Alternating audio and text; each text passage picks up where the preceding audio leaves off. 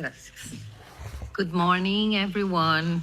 Good morning to the member of this honorable House. It's really an honor to be here with this delegation of friends, of colleagues, congressmen, women, journalists, activists, people who really care about this severe situation that we are facing now in Brazil. And it's so refreshing to know that we have parliamentarians here in Europe that also care about the situation, because we know that we are not alone. What we are facing in Brazil, you are also facing in your own countries. We see the violations of freedom. We see the violation of free speech. We see normal citizens being persecuted by the leftist governments all over the world, the woke movement, things like that. They are taking away our freedom. They are invading some sacred spaces in our lives, like our families, indoctrinating our children. There's so much going on. And we can see that it's all the same because the agenda is a global agenda. So we know for sure that you understand what is going on in our country.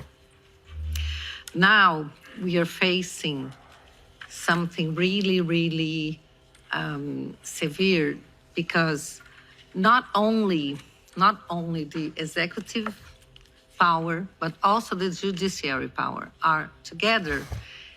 And now we can say that the Congress in Brazil is losing power. And when the Congress has no power, the people are not represented. And this is something that we really have to talk about.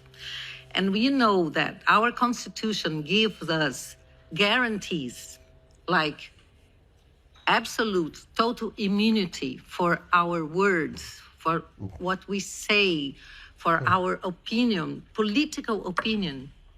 But also now in Brazil, what we are facing is that even us, the people's representatives, we are no longer free to say whatever we think about the political situation.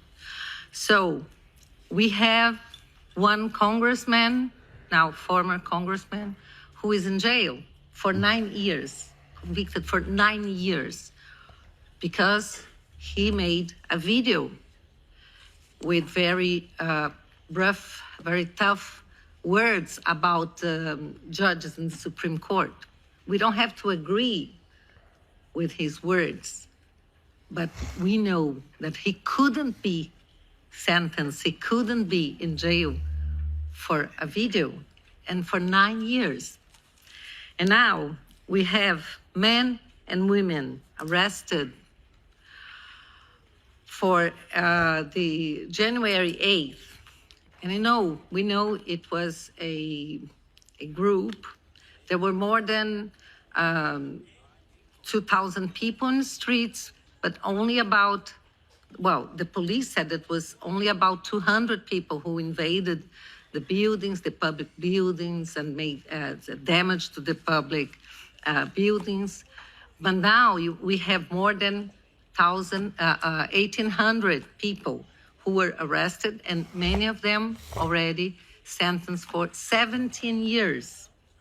And many of them weren't even there when, all this confusion took place. They came to Brazil the next day, but then there is no more rule of law.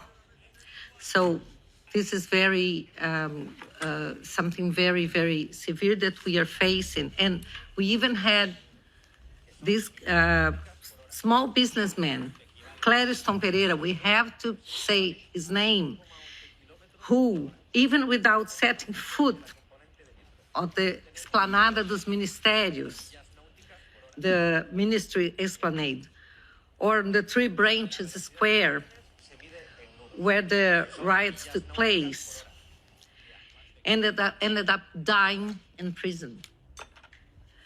So we also have now an old lady, a teacher, Iraci Nagoshi. She's 71 years old, and she was convicted by Justice de Moraes to face 14 years in prison, accused of plotting against the rule of law. So they are accusing these people who were just manifesting, protesting, and protesting is something guaranteed by our Constitution. They are facing 14, 17 years of prison, and they've been accused of trying to do a coup d'etat. So we know it's not only in Brazil, but in Brazil it's more severe because now we have the executive power and, as I said, and the justice together. And now we are facing this absolute lack of free speech. So right now, right here, we know that we are in risk. We are at risk. We don't know what might happen when we come back to our country.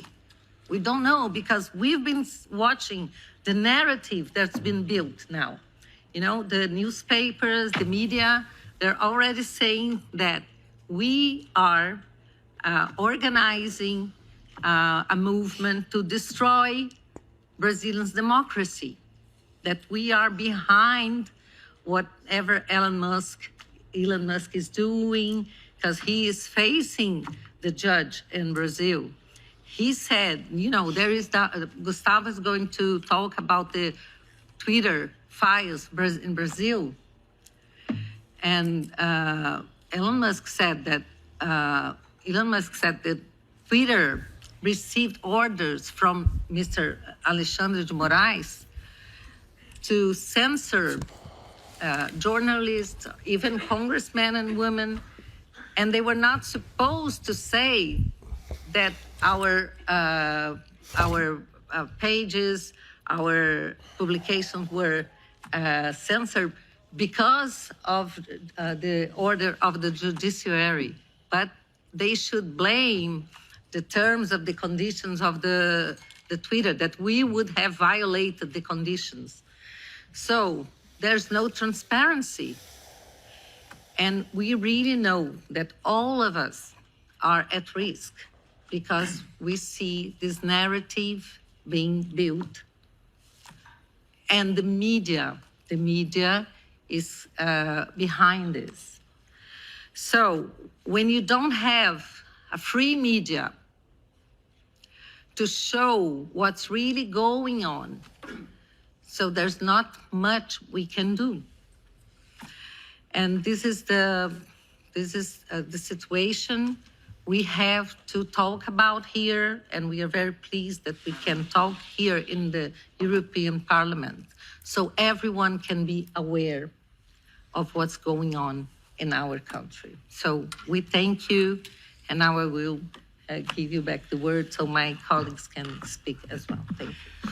Thank you very much, Bia.